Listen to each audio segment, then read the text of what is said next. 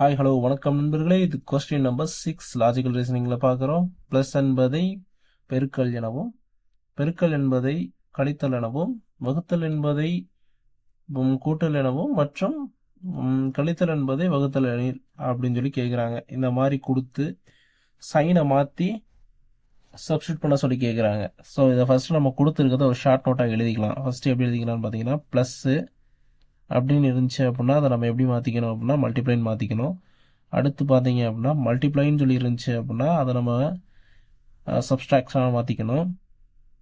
அடுத்து பார்த்தீங்க அப்படின்னா டிவைடு சிம்பிள் வந்துச்சு அப்படின்னா அதை நம்ம எப்படி பண்ணிக்கணும் அப்படின்னா அடிஷன் சிம்பிளாக மாற்றிக்கணும்.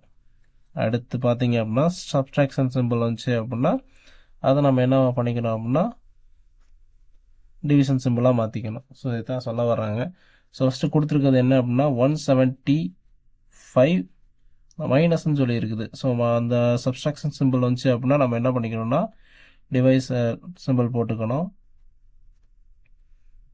டிவைஸர் சிம்பிள் வந்துச்சு, டிவிஷன் சிம்பிள் வந்துச்சு அப்படின்னா அதை நம்ம என்ன பண்ணிக்கணும்னா அடிஷன் சிம்பிள் போட்டுக்கணும்.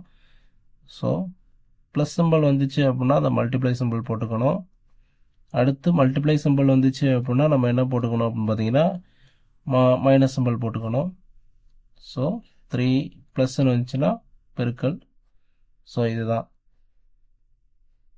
பண்ணால் என்ன கிடைக்கும் அப்படின்னு பார்த்தீங்க அப்படின்னா இது 7